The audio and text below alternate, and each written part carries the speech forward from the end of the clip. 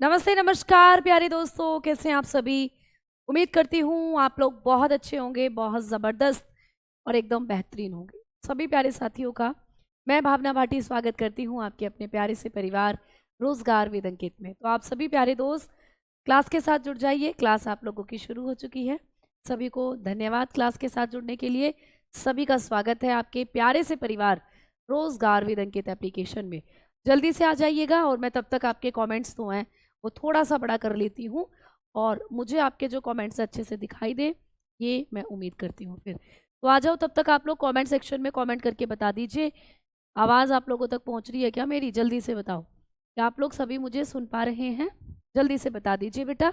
उसके बाद अपने चैप्टर को, अपने इस डाइजेस्टिव सिस्टम वाले चैप्टर को ख़त्म करते हैं आज। ठीक है, गुड आफ्टरनून, नमस्कार। तो भाई आ जाओ जल्दी से। हेडिंग डालेंगे एक बार पाचन तंत्र की फिर से। ठीक है, पाचन तंत्र हम पढ़ रहे हैं, डाइजेस्टिव सिस्टम।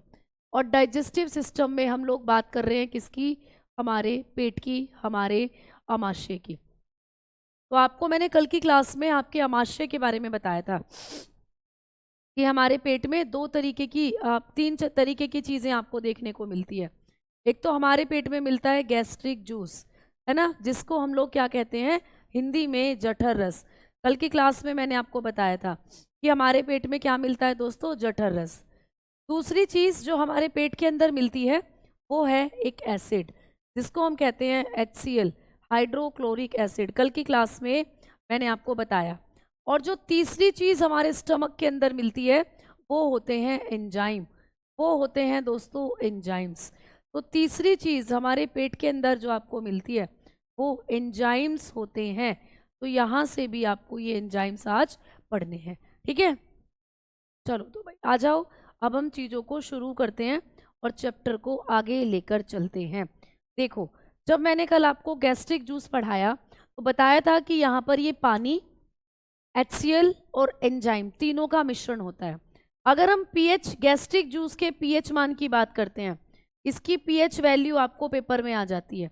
इसका पीएच मान कि भाई ये कितना इसका पीएच मान होता है, ये क्या है, तो इसका पीएच मान होता है 1 से 2, यानी 1 से 2 पीएच मान के साथ ये अम्लीय प्रकृति का होता है। ये अम्लीय होता है दोस्तों, एसिडिक। मतलब क्योंकि इसके अंदर क्या मिला हुआ है, ये HCl मिला हुआ है, इसीलिए जो गैस्ट्रिक जूस होता है ये भी अम्लीय हो जाता है। तो ये अम्लीय प्रकृति का है। इसका पीएच मान आपको पूछा जाएगा। ठीक है, ठीक है, समझ में आ गई बात, क्लियर। आगे बढ़े, अब चलें आगे की तरफ। तो जो गैस्ट्रिक जूस है प्यारे दोस्त, ये आपके पेट के अंदर बनता है। इसमें ये एसिड मिला हुआ होता है जिसका पीएच मान 1 से 2 होता है। अब हम बात करते हैं HCl के बारे में। आपको HCl के बहुत से काम पेपर में पूछे जाते हैं। HCl हाइड्रोक्लोरिक एसिड, ये क्या काम करता है, इसके काम आते हैं बेटा पेपर में। सबसे पहले क्या करता है तो आप लोग बताओगे कि यह भोजन को अम्लीय बनाता है। ठीक है दोस्त, क्या काम करता है, भोजन को अम्लीय बनाने का काम करता है। तो इसका काम होता है भोजन को अम्लीय बनाता है। इसका काम आपको स्टेटमेंट देकर भी पूछ लिया जाता है। तो ये क्या करता है, it make food acidic. Clear, it make food acidic, खाने को एसिडिक बनाता है दोस्त, यानी अम्लीय बना देता है खाने को। आपके पेट के अंदर जो खाना गया, आपके पेट में जो खाना गिरा, उसको ये अम्लीय बना देता है। दूसरा काम, ये भोजन में जीवाणु जो होते हैं उनको मारता है। तो भोजन में उपस्थित जीवाणु को मारने का काम करता है। तो इसका दूसरा काम होता है भोजन में उपस्थित जीवाणु को मारता है दोस्त। क्लियर, तो इसका काम होता है जीवाणु को मारना। जीवाणु मारता है जो भोजन में उपस्थित होते हैं, है ना। तो दूसरा काम इसका क्या हो जाता है, स्टेटमेंट में दे दें तो ये बैक्टीरिया भी किल करता है भाई, किल बैक्टीरिया। खाने के साथ जो जीवाणु आपके पेट में पहुंच गए ये उनको मारता है। Kill bacteria present into the food. ठीक है, प्रेजेंट इनटू द फूड। तो हमारे खाने में जो बैक्टीरिया चले गए हैं उन बैक्टीरिया को ये मारने का काम करता है। तो ये होता है HCl। और तीसरी इसकी जो पॉइंट है वो क्या होती है, तीसरी पॉइंट की भाई ये आपके पेट के अंदर प्यारे दोस्तों क्या करता है, आमाशय के एंजाइम को सक्रिय करता है। आपके पेट में जो एंजाइम बन रहे हैं उनको सक्रिय करता है। तो आमाशय के एंजाइम को सक्रिय करने का काम करता है। आमाशय के एंजाइम्स को सक्रिय करता है, मतलब आपके पेट में जो एंजाइम है ना उनको एक्टिव करता है। अगर ये HCl नहीं बनेगा तो आपके पेट के जो एंजाइम है वो भी फिर काम नहीं करेंगे। तो आपके पेट में, अभी मैं आपको पढ़ाऊंगी, आपके पेट में दो एंजाइम बनते हैं। एक तो आपके पेट में रेनिन नाम का एंजाइम बनता है, रेनिन, इसको मैं आपको भी पढ़ाऊंगी। और एक आपके पेट में बनता है पेप्सिन, एक एंजाइम आपके पेट में पेप्सिन बनता है। तो ये रेनिन और पेप्सिन दोनों को जगाने का भी काम करता है, दोनों एंजाइम को एक्टिव करता है। तो इसका अगला काम क्या हो जाता है? It activate. ये क्या काम करता है? It activate stomach enzyme. आपके जो पेट में एंजाइम बन रहे हैं ना उनको ये एक्टिव करने का काम करता है, जो ये होता है HCl। तो ये काम HCl के होते हैं प्यारे दोस्त, ठीक है? समझ में आ गई बातें? गैस भी यही बनाता है, गैस नहीं, ये एसिडिटी बनाता है। कई बार जब हम तला भुना खाते हैं उसको पचाने के लिए हमारे पेट को ज़्यादा मशक्कत करनी पड़ती है। तला भुना खाया तो ज़्यादा HCl बनता है, और ज़्यादा HCl बनता है तो आपको फिर कई बार एसिडिटी होनी शुरू हो जाती है, खट्टी खट्टी खट्टी डकारें, सीने में जलन होनी शुरू हो जाती है। ठीक है, समझ में आ गई बात? तो बेटा बहुत बहुत शुक्रिया, तो बहुत बहुत शुक्रिया, एक बार में ही समझ में आ जाता है, दिमाग में सेट हो जाता है बेटा, बहुत शुक्रिया। चलो अब चलते हैं आगे। तो ये 3 काम HCl के हैं जो आपके पेट में ये करता है। अब आपको पेपर में पूछा जाता है कि कई बार हमारे पेट में ज़्यादा HCl हो जाता है, तो लिखोगे कि अधिक अम्ल बनने के कारण, ठीक है, अधिक HCl बनने के कारण क्या होता है हमारे शरीर में? बनने के कारण अम्लीयता हो जाती है दोस्त, अम्लीयता, एसिडिटी कहते हैं जिसको, ठीक है, अम्लीयता हो जाती है। तो जब भी आपके पेट में अधिक बनता है ना तो अम्लीयता हो जाती है। तो आपको पूछा जाता है कि ज़्यादा HCl हमारे शरीर में जब बनता है तो उससे हमें कौन सी बीमारी हो जाती है? अम्लीयता हो जाती है। तो बताओगे excess amount of, excess amount of HCl। जब ये HCl ज़्यादा बन जाता है तो क्या करता है? कोजिस एसिडिटी, फिर आपको एसिडिटी हो जाती है, फिर आपको खट्टी डकारें, जलन आपके सीने में, ये होने लग जाता है। तो ज़्यादा HCl जब आपके पेट में बनता है तो कौन सी बीमारी हो जाती है दोस्त? अम्लीयता, एसिडिटी हो जाती है। अब एसिडिटी जब हमें होती है तो हम खाते हैं दवाइयाँ, ठीक है? एसिडिटी जब कभी हमें होती है, जब हमारे पेट में अम्लीयता हो जाती है ना, खट्टी डकारे, जलन होती है, तो हम क्या करते हैं? फिर हम दवाई खाते हैं। तो पेपर में आपको क्वेश्चन आया हुआ है, ये स्टार लगा लीजिए, कि जब हमें एसिडिटी होती है तो एसिडिटी होने पर जो हम दवाइयाँ खाते हैं उन दवाइयों को क्या कहा जाता है? तो एसिडिटी होने पर जो हम दवा खाते हैं, जो हम मेडिसिन्स लेते हैं, उन मेडिसिन्स को हम लोग किस नाम से जानते हैं? तो उन मेडिसिन्स को हम लोग क्या कहते हैं? जो दवाइयाँ हम लोग खाते हैं उन मेडिसिन को हम लोग किस नाम से जानते हैं? उन मेडिसिन को हम कहते हैं एंटासिड। क्या कहते हैं दोस्त? प्रति अम्ल दवा, प्रति अम्ल दवा कहते हैं। तो ये पेपर में पूछा जाता है, ये आपको पेपर में पूछा गया प्रश्न है कि जब हमें एसिडिटी हो जाती है, शरीर में अम्लीयता हो जाती है, उस दौरान जो हम दवाइयाँ खाते हैं उन दवाइयों को क्या कहते हैं? उन दवाइयों को हम प्रति अम्ल दवा कहते हैं, एंटासिड। क्या कहते हैं दोस्त? एंटासिड मेडिसिन, या एंटासिड के नाम से वो दवाइयाँ जानी जाती हैं। तो एंटासिड किस लिए दी जाती है? तो शरीर में अम्लीयता, एसिडिटी को कम करने के लिए।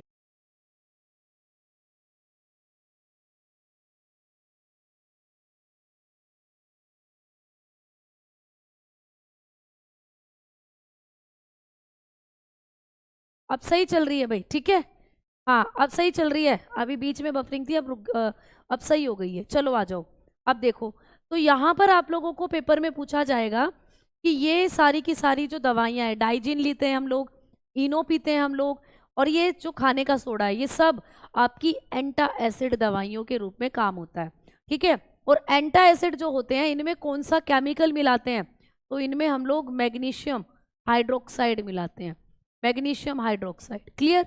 तो जो खाने के दौरान एसिडिटी हो जाती है, जिन्हें एसिडिटी से निजात पाने के लिए एंटासिड दी जाती है, उनमें कौन सा केमिकल होता है?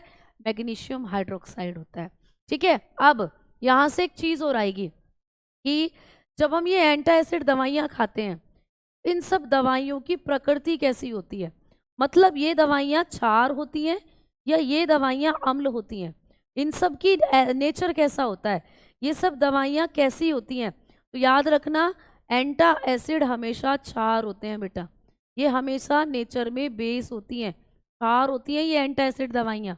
समझना इस चीज़ को। अब मैं आपको समझाऊंगी, ठीक है। अब मैं समझाऊंगी। देखो, आपका पेट है भाई, मान लो ये आपका पेट है, ये आपका पेट है, आपके पेट में बन रहा है HCl, ये बन रहा आपके पेट के अंदर ही HCl बन रहा है। ये कहाँ से आ रहा है आपके पेट में, तो आपके पेट के आसपास पाई जाती हैं इस तरीके की कुछ कोशिकाएं, आपके पेट के आसपास पाई जाती हैं ये ऐसी कुछ कोशिकाएं। मैम इन्हें क्या कहते हैं, तो ये कोशिकाएं होती हैं पैरिटल सेल, आपके पेट के अंदर पाई जाती है पैरिटल कोशिका, ये पैरिटल कोशिकाएं HCl बनाती हैं, ठीक है। तो ये जो लाल लाल रंग की आपको दिखाई दे रही है, ये है पैरिटल कोशिका, पैरिटल कोशिका ये क्या करती हैं, यही HCl बनाती हैं आपके पेट में, ठीक है। तो पैरिटल कोशिका HCl बनाती हैं, पैरिटल कोशिका ही क्या करती हैं, आपके पेट में HCl बनाती हैं। तो ये जो आप लोगों की पेराइटल सेल हैं, पेराइटल सेल ये क्या करती हैं, फॉर्म्ड HCl, यही आपके पेट के अंदर HCl बनाती हैं। तो जब ये HCl बनाती हैं, तो कई बार जब आप ज़्यादा चटपटा, ज़्यादा तेल वाला खाना खाते हो, तो ये HCl ज़्यादा बनाने लग जाती हैं, और वो HCl आपके पेट में पूरे का पूरा बैठा हुआ होता है इस तरीके से। अब ये क्या होता है यहाँ पर कि जब आपको एसिडिटी हो रही है, जब आपने क्या करा, जब आपको ज़्यादा एसिडिटी हो रही है, तो आप ऊपर से इनो पी लेते हैं। मान लीजिए आपने इनो पी लिया, है ना, आपने इनो पिया और इनो आपके पेट में चला गया। तो दोस्तों इनो क्या होता है, इनो एक तरीके का क्षार होता है, इनो एक तरीके का बेस है बेटा।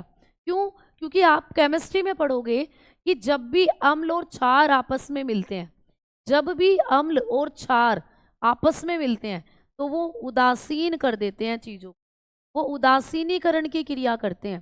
क्या करते हैं दोस्त, उदासीनीकरण करते हैं, न्यूट्रलाइजेशन कर देते हैं चीज़ों का, न्यूट्रलाइजेशन। अब समझना भाई, आपके पेट में बन रहा है एसिड, आपके पेट में क्या बन रहा है, एसिड बन रहा है, अम्ल बन रहा है। अब आपको जलन हो रही है, आपको इस एसिड को ठीक करना है, तो आप ऊपर से पी लेते हो क्षार। क्षार कैसे पियेंगे, कोई भी आप एंटा एसिड दवाई पी लो, डाइजिन पी लो, वो भी क्षार है, इनो पी लो, वो भी क्षार है, खाने के सोडे की फनकी ले लो, वो भी क्षार है। तो मतलब आपके पेट में अम्ल बन रहा है और ऊपर से आपने क्षार डाल दिया अपने पेट में, तो अम्ल और क्षार दोनों मिल जाते हैं, अम्ल और क्षार, एसिड और बेस, ये दोनों आपके पेट में मिल जाते हैं, और मिलने के बाद आपके पेट का जो वातावरण है वो उदासीन हो जाता है, क्योंकि अम्ल और क्षार मिलकर उदासीन करते हैं चीज़ों को। तो मतलब आपके पेट में ना तो क्षार ही बचता है और ना ही अम्ल ही बचता है। तो जो जलन हो रही थी, जो अम्ल आपके पेट में बन रहा था, वो कम हो जाता है, वो न्यूट्रलाइज हो जाता है, जिससे आपको आराम मिल जाता है। तो पूछा जाता है कि जब हम लोग एंटा एसिड खाते हैं या इनो डाइजिन पीते हैं, ये क्या है, तो ये क्षार होते हैं। क्यों क्षार होते हैं, क्योंकि पेट में तो अम्ल पहले से ही बन रहा है, ऊपर से क्षार डाल दिया, तो दोनों मिल जाते हैं, दोनों मिलकर उदासीन कर देते हैं हमारे पेट के उसको, वातावरण को, और हमारे पेट में जलन होना बंद हो जाती है। तो ये होता है, ये आपको पूछा जाता है, ठीक है, क्लियर। पेट से आवाज क्यों आती है पेट में गैसेस बनती हैं, उससे आवाज आती है ना। अब देखो, अब आपको पेपर में ये भी क्वेश्चन पूछा जाता है कि ये जो अम्ल है, ये जो HCl है, ये तेजाब है, एक तरीके का तेजाब, ठीक है। अब तेजाब किसी के ऊपर डाल दिया जाए तो जल जाती है स्किन। आप तेजाब यहाँ पर डाल दिया जाए, आपके हाथ पर तेजाब की एक बूंद गिर जाए, तो आपका जो हाथ है वो जल जाएगा, है ना, जल जाएगा ना, ठीक है। विजेंद्र बेटा बता दें, इस चीज को लिख दें, ठीक है, क्लियर, इस चीज को लिख दीजिए, लिख दो, क्योंकि ऐसे समझ में नहीं आता बेटा, क्लियर। चलो अब देखो, बात करते हैं हम कि यहाँ पर जब आपका तेजाब जल जाएगा, डलेगा, तो स्किन जल जाएगी।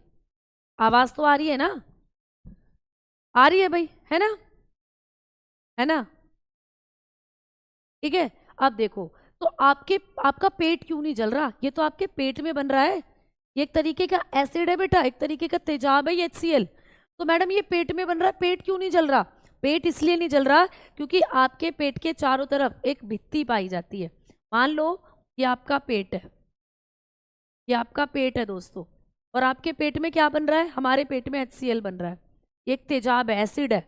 अब ये आपके पेट की दीवारों को जला क्यों नहीं रहा, ये तो आपके पेट को जला देगा अंदर से, देखो जला देना चाहिए इसे तो आपके पेट को, क्योंकि अगर ये आपकी स्किन पर गिर गया तो आपकी स्किन जल जाएगी।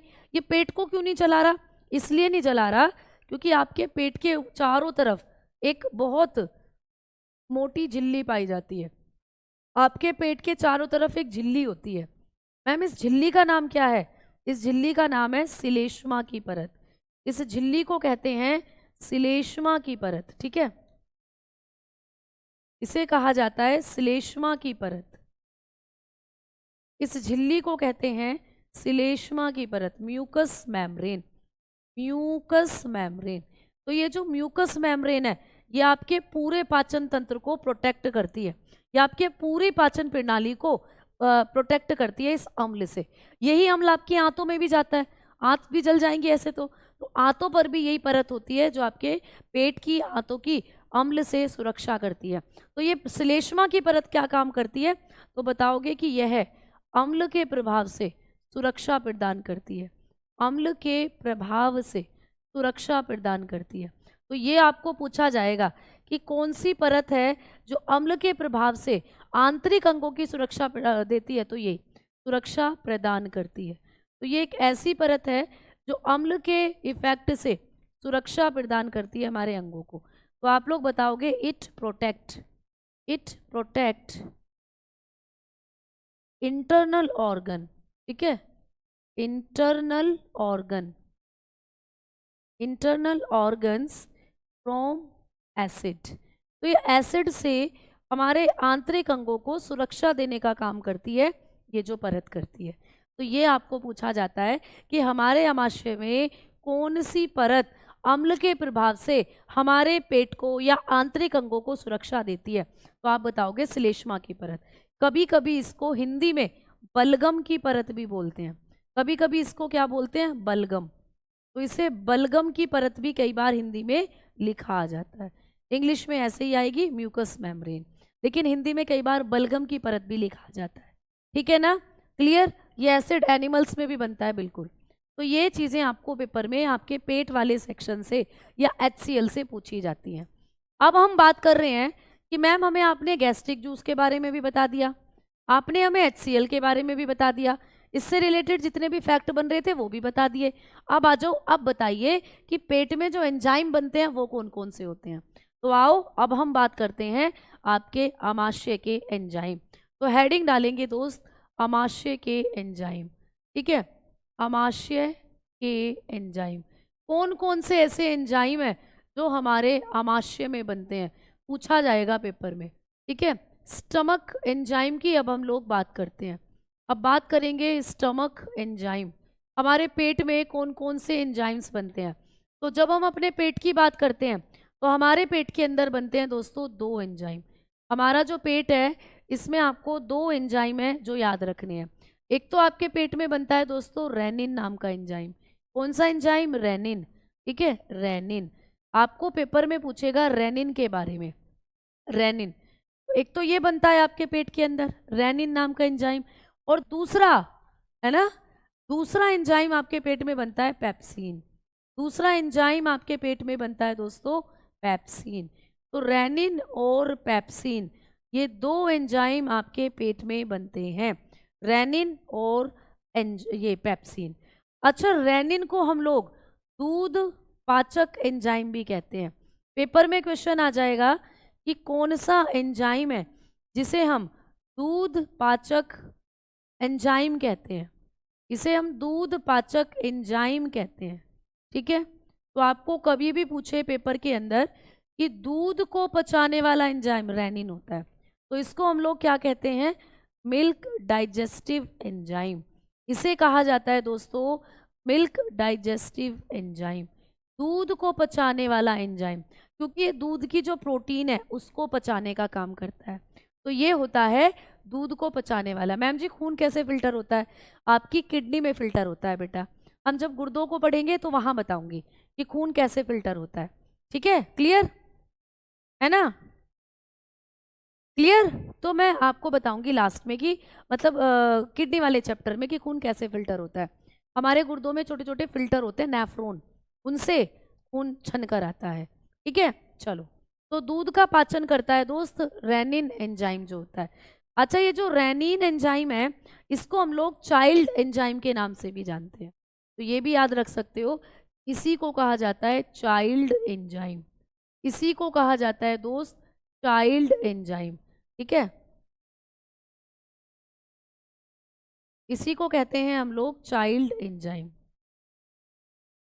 अब ये जो रेनिन है ना, ये बच्चों का एंजाइम कहा जाता है, बच्चों का एंजाइम। क्यों?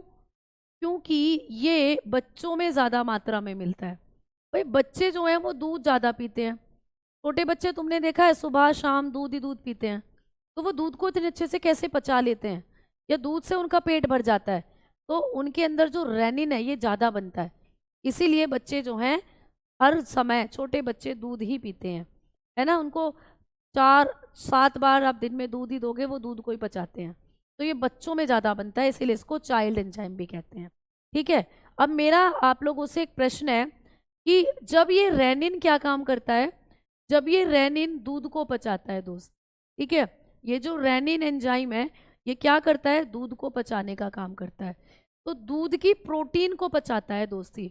ये क्या काम करता है, दूध की प्रोटीन, पूरे दूध को नहीं पचाएगा, दूध की प्रोटीन को पचाने का काम करता है।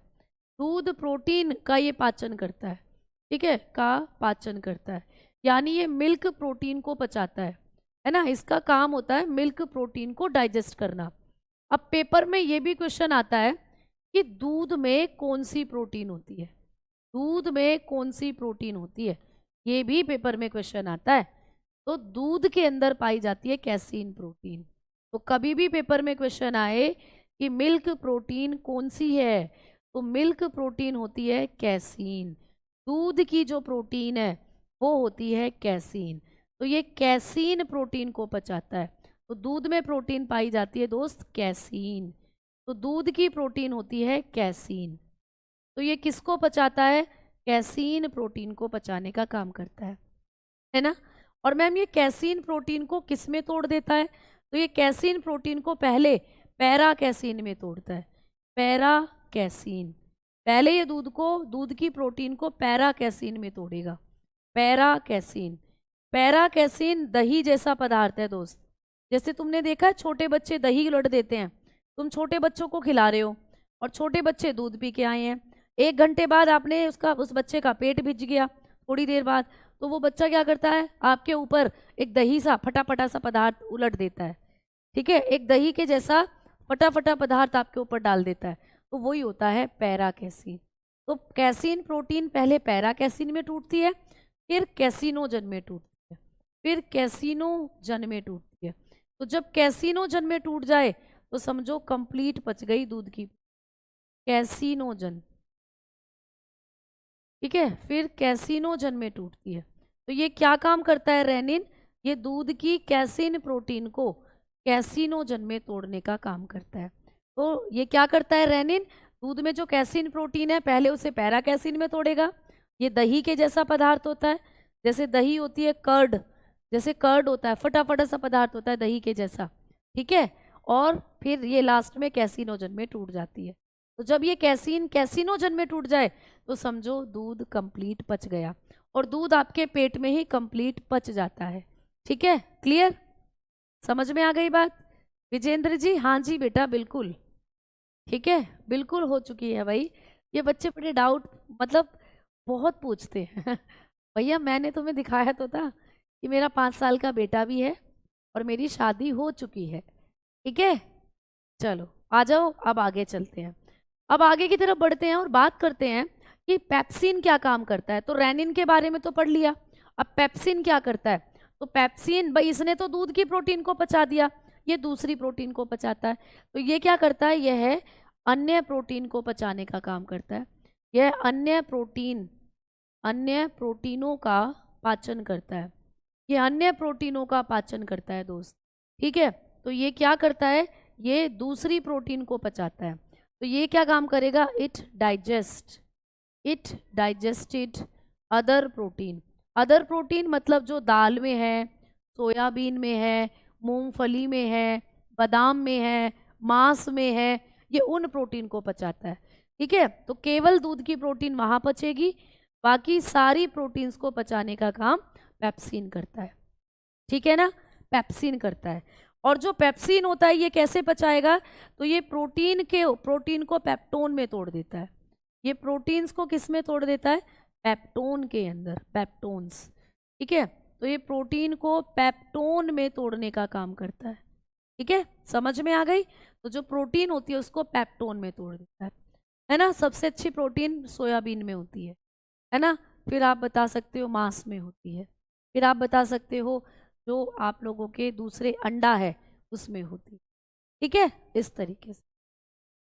ठीक, क्लियर। चलो आओ आगे बात करते हैं। इससे क्वेश्चन कैसे पूछा जाएगा, इससे क्वेश्चन ऐसे पूछा जाएगा कि आपको कि हमारे पेट में या दूध की प्रोटीन को पचाने वाला एंजाइम कहाँ बनता है, पेट में बनता है। कौन सा है वो एंजाइम, रेनिन है। या जो दूध को छोड़कर अन्य प्रोटीन का पाचन करने वाला आमाशय में उपस्थित एंजाइम कौन सा है, ऐसे आ जाएगा। तो आप बताते हो वो हो जाता है पेप्सिन। ऐसे क्वेश्चन आएगा। ठीक है ना। ठीक है, क्लियर। चलो आ जाओ आगे बात करते हैं। तो अब आपने अपने स्टमक के बारे में सब कुछ पढ़ लिया। अब एक लास्ट चीज और बताने वाली हूँ कि ऐसा खाना जो आपके पेट में रखा रहता है, ऐसा खाना जो आपके पेट में है, देखो ये आपके पेट में रखा है भोजन, है ना। तो ये आपके आमाशय में जो भोजन रखा है ना, इसको हम किस नाम से जानते हैं, ऐसा खाना जो हमारे पेट में रखा रहता है, जब खाना निगल लेते हो वो पेट में जाता है। लगभग 2 से 2.5 घंटे खाना आपके पेट में ही पड़ा रहता है। उस खाने को क्या कहते हैं, तो पेट में जो खाना है उसको हम कहते हैं काइम, उसको हम लोग कहते हैं काइम। तो पूछा जाता है कि काइम क्या होता है, तो काइम ऐसा खाना है जो आपके पेट में रखा रहता है, आपके पेट में रखा होता है। ठीक है, तो काइम जो है वो ऐसा खाना जो पेट में है। देखो जो मुंह के अंदर खाना था वो तो लुगदी था, बोलस, अब वो पेट में पहुंच गया तो उसको कहेंगे काइम, उसको कहेंगे काइम। ठीक है, क्लियर। चलो अब आप लोगों को आगे लेकर चलती हूँ। अब आप लोगों ने अपनी लार भी पढ़ ली मुंह के अंदर, आपने अपनी भोजन पाइप भी पढ़ ली, पेट भी पढ़ लिया। अब आ जाओ लीवर की तरफ चलते हैं और हेडिंग डालते हैं यकृत, आपका लीवर। हेडिंग डालते हैं दोस्तों यकृत, हमारा लीवर। तो जो हमारा यकृत होता है, यकृत जो होगा इससे भी क्वेश्चन आते हैं। तो यकृत क्या करता है, तो आप लोग बताते हो कि यकृत का जो अध्ययन होता है उसको क्या कहते हैं। तो दोस्तों यकृत का जो अध्ययन होता है, स्टडी, आपका लीवर जो है उसकी स्टडी क्या कहलाती है, तो यकृत के अध्ययन को कहा जाता है हेपेटोलॉजी। ठीक है, हेपेटोलॉजी। क्या कहते हैं दोस्तों, हेपेटोलॉजी। देखो हेपेटाइटिस नाम की बीमारी के बारे में कितने बच्चों ने समझा है, हेपेटोलॉजी, आपके यकृत के अध्ययन को कहा जाता है हेपेटोलॉजी। अब मुझे एक बात बताओ सारे दोस्त, हेपेटाइटिस नाम की बीमारी के बारे में कितने बच्चों ने समझा है, सुना है ना हेपेटाइटिस के बारे में। हेपेटाइटिस में हमारा लीवर खराब हो जाता है। तो हेपेटाइटिस जो है वो एक ऐसी बीमारी है जो लीवर को खराब करती है। तो इसीलिए उसी से याद करना, लीवर का अध्ययन होता है हेपेटोलॉजी।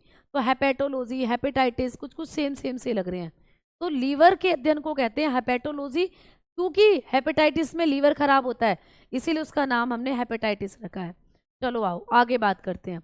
यकृत क्या बनाता है, तो यकृत पित्तरस का निर्माण करता है। पित्तरस बहुत बार एग्जाम में पूछा गया है, बहुत ज्यादा इंपॉर्टेंट क्वेश्चन है कि पाचन की प्रणाली में यकृत कौन सा रस बनाता है, तो यकृत पित्तरस का निर्माण करता है। तो पित्तरस कहाँ बनता है, हमारे लीवर में बनता है। तो लीवर से निकलता है दोस्तों पित्तरस, और पित्तरस पाचन की प्रक्रिया में बनने वाला दूसरा रस है। ठीक है, तो आप लोग बताओगे liver formed bile juice, liver formed bile juice. ठीक है, तो लीवर क्या बनाता है, बाइल जूस बनाता है। लीवर क्या बनाता है दोस्त, लीवर बनाता है पित्तरस, है ना, बाइल जूस। तो अब हम बात करते हैं पित्तरस की, कि मैम ये पित्तरस जो होता है, ये हमारा लीवर जब इस पित्तरस को बनाता है, बाइल जूस को, तो कितना बनाता है, इस बाइल जूस का अमाउंट कितना होता है।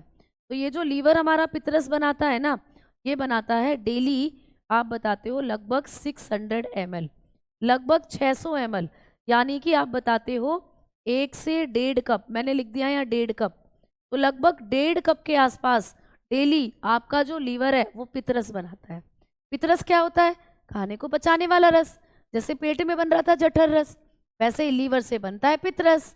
पितरस क्या है भाई? ये इतना बनता है डेली। मैम इस पितरस का रंग कैसा होता है? बहुत बार पेपर में क्वेश्चन आया है कि पितरस का कलर कैसा होता है। तो ये जो पितरस होता है, ये जो आपका लीवर बनाता है बाइल जूस, इसका रंग कैसा होता है ना? इसका रंग, इसका कलर कैसा होता है? तो बाइल जूस जो लीवर बनाता है, इसका कलर आपको पूछा जाता है। तो दोस्तों इसका जो कलर होता है ना, वो होता है पीला हरा। पीला हरा कैसा कलर होता है बेटा? पीला हरा। तो पितरस का जो रंग होता है वो पीला हरा होता है, ना तो पीला ही होगा और ना ही हरा, दोनों की झलक मारती है, पीला हरा। इसका जो कलर होता है वो होता है येलोइश ग्रीन। Yellowish green. तो पितरस का जो कलर है वो येलोइश ग्रीन होता है।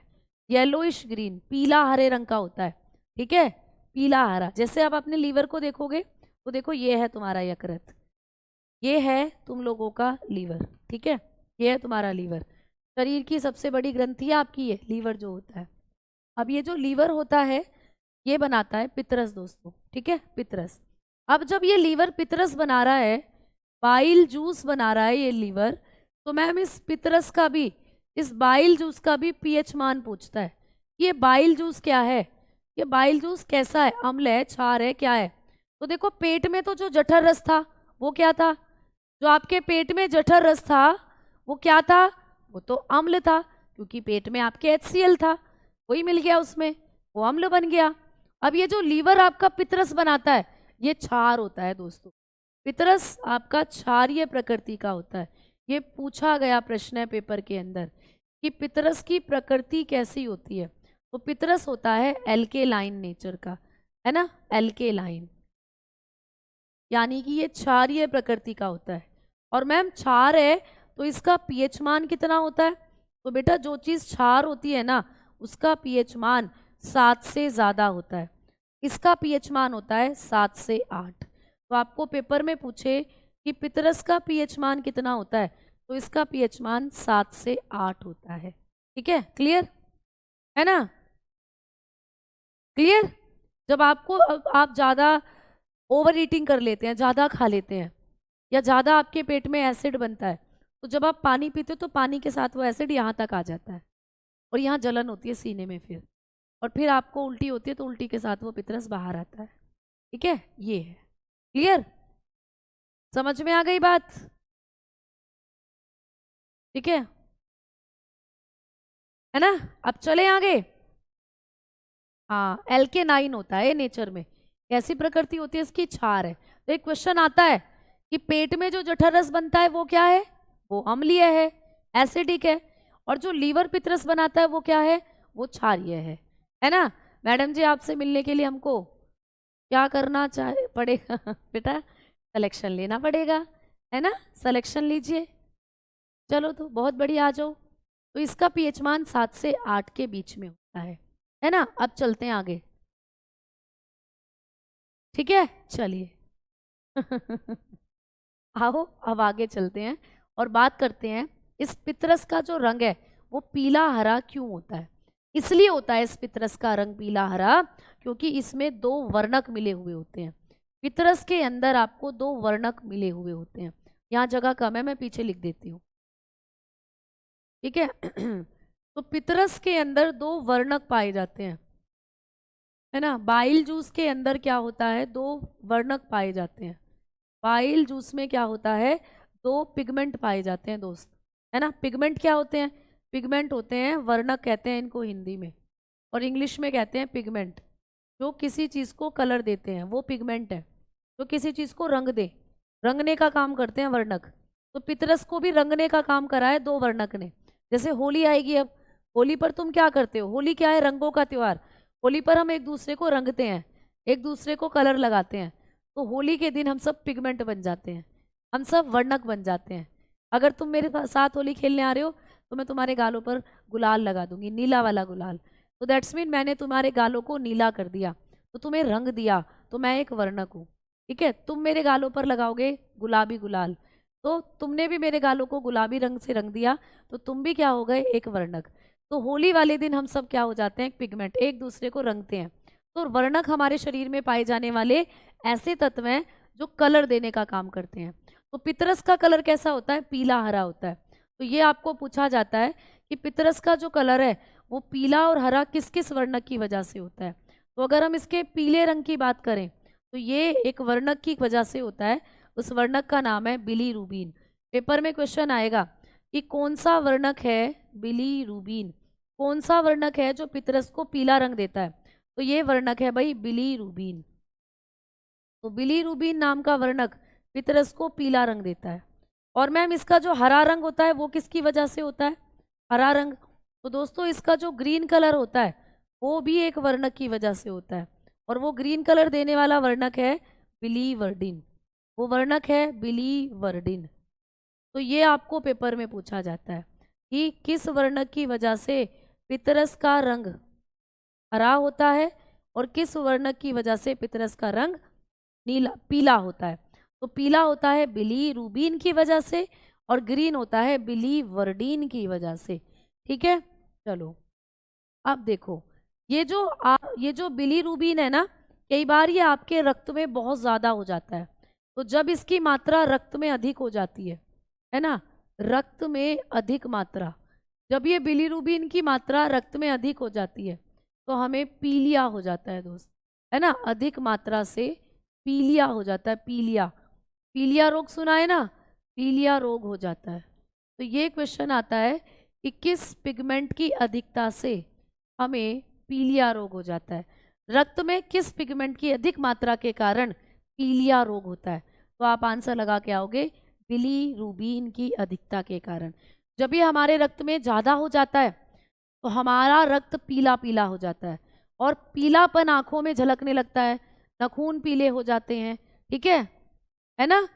तो ये सोनम, हाँ जी बेटा बिल्कुल आप ऐसा समझ सकते हो। ठीक है, तो इसका जो एक्सिस अमाउंट है वो हमारे अंदर पीलिया कर देता है ना, एक्सिस एक्सिस अमाउंट।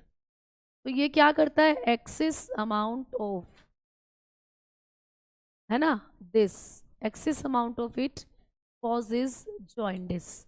कौन सी बीमारी हो जाती है, जॉइंडिस हो जाता है दोस्त, जॉइंडिस। तो ये पूछा जाता है कि किस पिगमेंट की अधिकता से हमें जॉइंडिस रोग हो जाता है। तो बिलीरुबिन जब ज़्यादा हो जाता है तो हमें जॉइंडिस बीमारी हो जाती है, पीलापन हो जाता है। ठीक है ना, क्लियर। चलो अब हम आगे बात करेंगे कि ये जो पितरस होता है ये करता क्या है हमारे अंदर, इसका काम क्या है, इसको लीवर क्यों बनाता है।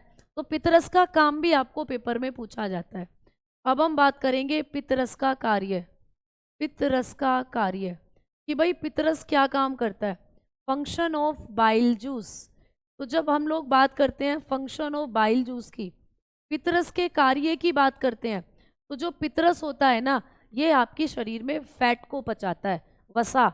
जो आप घी खाते हो ना रोटी पर रखकर, जो आप सब्जी में डालकर घी खाते हो, जो आप पराठे पर रखकर घी खाते हो, जो आप पूरियों वाला घी खाते हो, ये उसको पचाने का काम करता है। तो आप लोग बताओगे कि यह वसा का पाइसीकरण करता है, वसा का पाइसीकरण।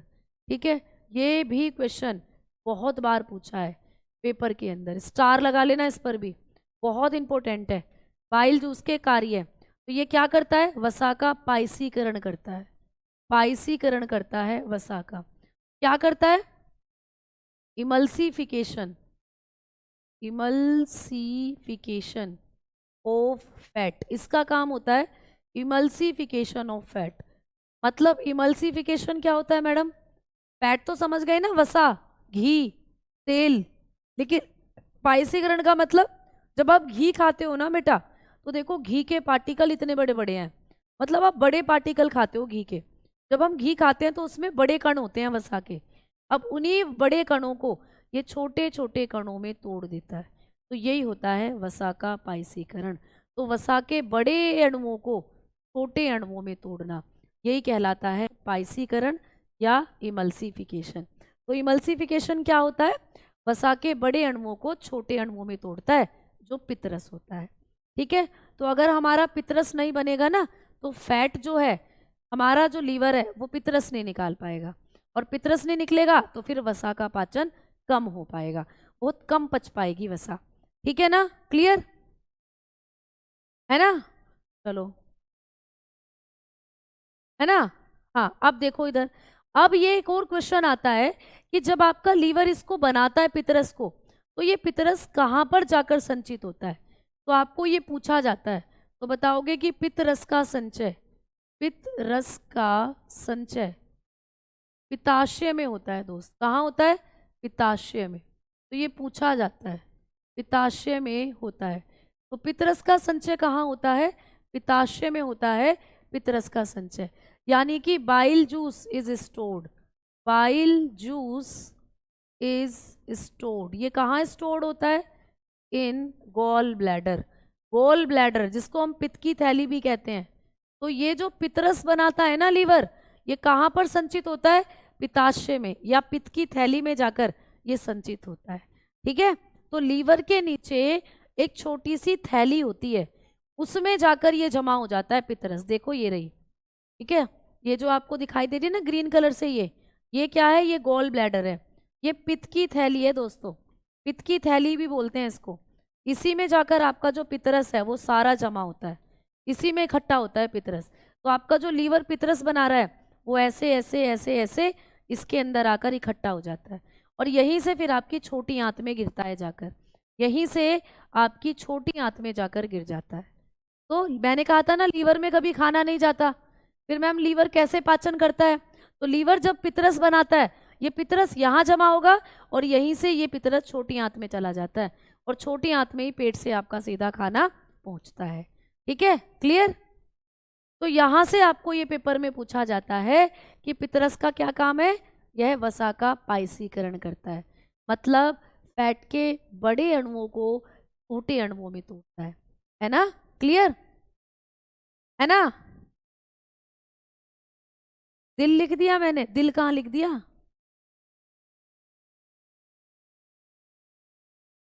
पित्त की थैली, मैंने दिल कहाँ लिख दिया भाई?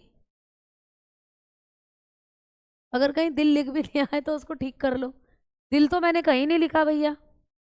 चलो आ जाओ आगे बात करते हैं, है ना? तो ये पित्त की थैली होती है, इस पित्त की थैली के बारे में ही आपको पूछा जाता है कि यहाँ क्या होता है? तो पित्त रस का संचय होता है। क्लियर? अब लीवर के भी काम खत्म, अब आ जाओ अगली ग्रंथि की तरफ। अब अगली ग्रंथि है अग्नाशय, है ना? अग्नाशय ग्रंथि, ये भी खाने में आपकी हेल्प करती है। अग्नाशय ग्रंथि जिसको कहते हैं पैनक्रियाज ग्लैंड, जिसको कहा जाता है पैनक्रियाज ग्लैंड। ठीक है, अग्नाशय ग्रंथि ये क्या काम करती है? तो बेटा इससे भी आपको क्वेश्चन आते हैं। तो अग्नाशय ग्रंथि में खाने को पचाने वाले एक तीसरा रस बनेगा यहाँ। तो यहाँ पर क्या बनता है? अग्नाशय रस बनता है। कितना सिंपल है। अग्नाशय ग्रंथि क्या करती है? अग्नाशय रस बनाती है। तो कभी भी आपको पेपर में पूछा जाए कि हमारे शरीर में अग्नाशय रस कौन सी ग्रंथि बनाती है, तो आप बताते हो पैनक्रियाज ग्लैंड, यानी अग्नाशय ग्रंथि अग्नाशय रस, फॉर्मेशन ऑफ पैनक्रियाटिक जूस। तो ये क्या करती है? पैनक्रियाटिक जूस बनाती है। अब ये तीसरा जूस है जो आपके पाचन में बनता है। अगर मैं आप लोगों से कहूँ कि पाचन की प्रक्रिया में सबसे पहला जो जूस बना था वो कहाँ बना था? फटाफट से बताओ। पाचन की प्रक्रिया में सबसे पहले जो खाने को पचाने वाला जूस बना वो कहाँ बना? जल्दी बताओ। अगर गोल ब्लैडर निकल जाए तो स्टोन, गोल ब्लैडर में स्टोन हो जाता है कई बार, उसको निकाल दिया जाता है पित्त की थैली को। फिर ऐसे लोगों को कहा जाता है कि आप वसा कम खाएं, फैट कम खाएं, है ना? बफरिंग बिल्कुल नहीं हो रही है बेटा, बिल्कुल सही चल रही है, बिल्कुल सही चल रही है चीज़ें। तो मुझे बताओ कि सबसे पहले जब आप लोगों का पितरस बना था वो कहाँ बना था? पेट में बना था, जठर रस। बहुत बढ़िया, पेट में जठर रस। फिर दूसरा पितरस कहाँ बना? दूसरा रस कहाँ बना था? तो दूसरा जो रस बना था वो आपके लीवर ने बनाया था, पितरस। तो सबसे पहले खाने को पचाने वाला रस पेट में, जठर रस। फिर दूसरा लीवर में बना पितरस, और तीसरा ये रहा पेनक्रियाटिक जूस बनता है आपकी पेनक्रियाज ग्लैंड में। अब इस पेनक्रियाटिक जूस में क्या होता है, या ये कैसा होता है, तो दोस्तों ये भी क्षार होता है। ये भी आपके लीवर की तरह क्षारीय प्रकृति का होता है। ये भी कैसा होता है भाई, इसकी भी प्रकृति क्षारीय होती है, क्षारीय प्रकृति है ये भी एल्केलाइन होता है। तो केवल जो पेट में बना था ना, पेट में जो बन रहा था जठर रस, वो अम्लीय था। लीवर ने जो बनाया पितरस, वो क्षारीय था, और ये भी क्षारीय है। ये क्षारीय है तो मैम इसका पीएच कितना होता है, तो इसका पीएच भी 7.5 से 8.5 के बीच में होता है ना। तो इसका पीएच मान 7.5 से 8.5 के बीच में होता है। अब मैम इसमें कितने एंजाइम है, लीवर में कोई एंजाइम नहीं बनते। पेट में आपका जठर रस था, उसमें 2 एंजाइम थे, पेप्सिन और रेनिन। लीवर में कोई एंजाइम नहीं थे। अब बात करते हैं यहाँ, इसमें 3 एंजाइम होते हैं। तो इस अग्नाशयी रस में 3 एंजाइम पाए जाते हैं। तो अग्नाशयी रस में कितने एंजाइम्स होते हैं, 3 एंजाइम्स पाए जाते हैं। इस अग्नाशयी रस के अंदर 3 एंजाइम पाए जाते हैं, F3 एंजाइम। तो यहाँ पर आपको 3 एंजाइम्स देखने को मिलते हैं, ठीक है। 3 एंजाइम्स यहाँ पर पाए जाते हैं। कौन कौन से हैं, नंबर 1 पर है ट्रिप्सिन, ठीक है, नंबर 1 पर है ट्रिप्सिन नाम का एंजाइम, ट्रिप्सिन, ठीक है, ट्रिप्सिन, क्लियर। मैम नंबर 2 पर है एमाइलेज, एमाइलेज, नंबर 2 पर एमाइलेज, क्लियर, एमाइलेज। और नंबर 3 पर आपको पाया जाता है, यहाँ पर नंबर 3 पर है, आप बताते हो लाइपेज। यहाँ जगह कम है, मैं इधर लिख दूं नंबर 3, यहाँ लिख देती हूँ नंबर 3, लाइपेज, ठीक है, लाइपेज। नंबर 3 पर मिलेगा लाइपेज, ठीक। चलो, तो ये 3 एंजाइम कहाँ मिलते हैं, ये आपके अग्नाशयी रस में मिलते हैं। अब देखो, आपको कहीं भी किसी भी एंजाइम के पीछे सीन नजर आए, किसी भी एंजाइम के पीछे सीन नजर आए, जैसे पेप्सिन, ट्रिप्सिन, इरप्सिन, ये सीन वाले एंजाइम हमेशा प्रोटीन को पचाते हैं। तो कभी भी पूछे कि ट्रिप्सिन किसका पाचन करता है, तो बताओगे प्रोटीन का। ये भी प्रोटीन को पचाने का काम करता है, ये भी प्रोटीन पाचन करता है, ये भी प्रोटीन को पचाता है, ये भी पेप्सिन की तरह प्रोटीन डाइजेशन करता है, ठीक है। तो ये भी आपको याद रखना है। ये ट्रिक है कि किसी के भी पीछे, अगर एंजाइम के पीछे आपको सीन नजर आ रहा है, तो वो प्रोटीन का पाचन करता है। जैसे पेप्सिन, उसने प्रोटीन पचाई थी, है ना, ट्रिप्सिन ये प्रोटीन पचा रहा है। अभी आगे पढ़ोगे इरप्सिन, वो भी प्रोटीन पचाएगा, क्लियर। अच्छा, एमाइलेज, एमाइलेज आपको एक और जगह देखने को मिला था, जल्दी बताओ एमाइलेज कहाँ मिला था। एमाइलेज आपको मिला था आपकी लार में, सेलेवरी एमाइलेज कह रहे थे जिसको, और लार में इसने क्या किया था, कार्बोहाइड्रेट को पचाया। यहाँ भी ये क्या करेगा, कार्बोहाइड्रेट। तो मतलब एमाइलेज कहीं भी मिले, इसका एक ही काम है, कार्बोहाइड्रेट पाचन। तो ये कार्बोहाइड्रेट का पाचन करता है। ये किसका डाइजेशन करता है, कार्ब्स डाइजेशन करेगा, कार्बोहाइड्रेट को पचाने का काम करेगा। तो कभी भी पूछे कि हमारे शरीर में कार्बोहाइड्रेट को पचाने वाला एंजाइम, तो याद रखना एमाइलेज। एमाइलेज ऐसा एंजाइम है जो हमारी बॉडी में कार्बोहाइड्रेट को पचाता है, ठीक है। और मैम लाइपेज, लाइपेज वसा को पचाता है, बाइल जूस के साथ मिलकर ये वसा का पाचन करता है। जो आप घी खाते हो ना, तेल, उसका पाचन। तो ये फैट का डाइजेशन करता है, वसा का पाचन। तो ये 3 एंजाइम आपके अग्नाशय रस में है, और ये 3 एंजाइम इस तरीके से क्या करते हैं, पाचन करते हैं, ठीक है। ट्रिप्सिन किसका पाचन कर रहा है, ट्रिप्सिन किसका पाचन कर रहा है दोस्त, प्रोटीन का। एमाइलेज किसका पाचन कर रहा है, कार्बोहाइड्रेट का। और मैम लाइपेज वसा का। देखो अभी मैंने कहा था कि जो पितरस होता है, bile juice, bile juice, ma'am ये भी तो वसा को पचा रहा था, हाँ, लेकिन इसका साथ देता है लाइपेज, इसका साथ देता है लाइपेज। तो आपको कभी भी पूछे कि पितरस के साथ मिलकर कौन सा एंजाइम है जो वसा का पाचन करता है, तो आप बताना कि पितरस का जो साथ देता है ना वसा को पचाने के लिए, वो लाइपेज देता है। तो पितरस और जो लाइपेज है ये दोनों टारगेट करते हैं आपकी वसा को पचाने के लिए। ये दोनों आपके शरीर में जो फैट है ना, जो आपने घी खाया है, आपने जो तेल खाया है, उसको तोड़ते हैं जाकर, उसका पाचन करते हैं। तो इसीलिए ये भी क्वेश्चन आजकल आता है कि जो फैट का डाइजेशन करते हैं वो कौन कौन है, या कौन है जो वसा बाइल जूस के साथ मिलकर वसा का पाचन करता है, तो लाइपेज। समझ में आ गई बात? तो ये मिलकर क्या करते हैं, फैट का डाइजेशन करते हैं। क्लियर है ना? चलो, तो भाई हमने क्या पढ़ लिया? हमने मुंह के अंदर पाचन पढ़ लिया, हमने पेट के अंदर पाचन पढ़ लिया, हमने लीवर के अंदर पाचन पढ़ लिया, हमने पेनक्रियास के अंदर पाचन पढ़ लिया। पेनक्रियास कैसी दिखती है? ये है आपकी पेनक्रियास, ये है आपकी अग्नाशय ग्रंथि। तो देखो ये लीवर से पितरस आ रहा है, ऐसे ऐसे ये पितरस पहुंचता है आपकी फिर छोटी आंत में। और वैसे ही ये जो आपकी पेनक्रियास है ये बनाती है क्या? ये बनाती है अग्नाशयी रस। इसके अंदर अग्नाशयी रस बन रहा है और ये अग्नाशयी रस भी आपकी छोटी आंत में जाकर गिर जाता है। तो ना तो खाना यहाँ जाता है ना खाना यहाँ जाता है, ये सारे अपने रस गिरा देते हैं छोटी आंत में। ये आपकी छोटी आंत है, ये आपकी छोटी आंत है, ठीक है? तो ये आपकी स्मॉल इंटेस्टाइन है दोस्त, स्मॉल इंटेस्टाइन। अगर मैं आपको बताऊं ना कि आपके शरीर में जो खाना है वो कहाँ कहाँ जाता है, तो देखो खाना मुंह में होता है, मुंह से पेट में आता है और पेट से सीधा छोटी आंत में चला जाता है।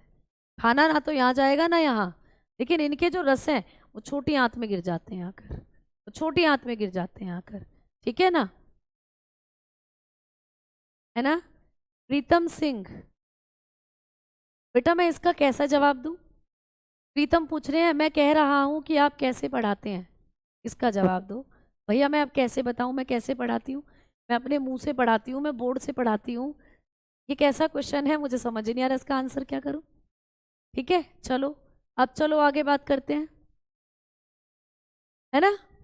चलिए अब देखो इधर, अब आपके किसकी तरफ बढ़ेंगे? छोटी आंत की तरफ। तो प्यारे दोस्तों अब इस चैप्टर में हमें छोटी आंत और बड़ी आंत और पढ़नी है। छोटी आंत, अब हम लोग हेडिंग डालेंगे स्मॉल इंटेस्टाइन।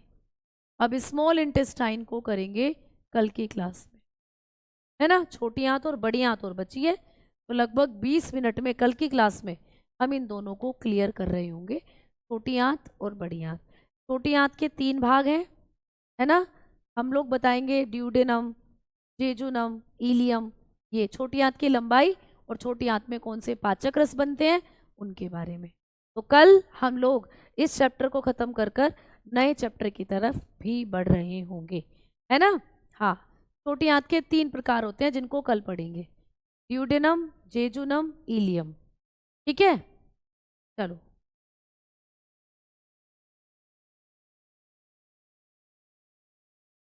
मैडम जी नौकरी कब लगेगी? घर वाले शादी की बात कर रहे हैं भैया, ये मुझे थोड़ी पता होगा कि नौकरी कब लगेगी, वो तो आपको पता होगा ना, आप कितनी मेहनत कर रहे हो। तो वो आपके दिल को पता है, आपकी आत्मा को पता है कि आप कितनी मेहनत कर रहे हो और आपकी नौकरी कब लगेगी। इसका जवाब किसी और के पास नहीं है, इसका जवाब सिर्फ आपके पास है। अपनी मेहनत में जरा सी भी ढील मत दो, देख लेना नौकरी इसी भर्ती में लग जाएगी, ठीक है? फिर ये याद करने, ये ऐसा मतलब किसी को कहने की जरूरत नहीं है कब लगेगी। तुम अपनी मेहनत का 200% दे जाओ, इसी भर्ती में नौकरी लग जाएगी, ठीक है? इसी साल नौकरी लग जाएगी तुम्हारी। तो वो तुम्हारी मेहनत के ऊपर है, इसका जवाब किसी और के पास नहीं है, सिर्फ आपके पास है बेटा। क्लियर? ठीक है? बक बक मत करो। तो भैया चक चक कर देते हैं, बक बक नहीं करते, तो पता नहीं कहाँ से आते हैं कुछ बच्चे। चलो तो बहुत बहुत शुक्रिया, अब मिलेंगे कल की क्लास में। हम लोग यहाँ से कल की क्लास में चीज़ों को शुरू कर रहे हूँ, ठीक है? तो धन्यवाद, नमस्कार, बहुत बहुत शुक्रिया क्लास लेने के लिए।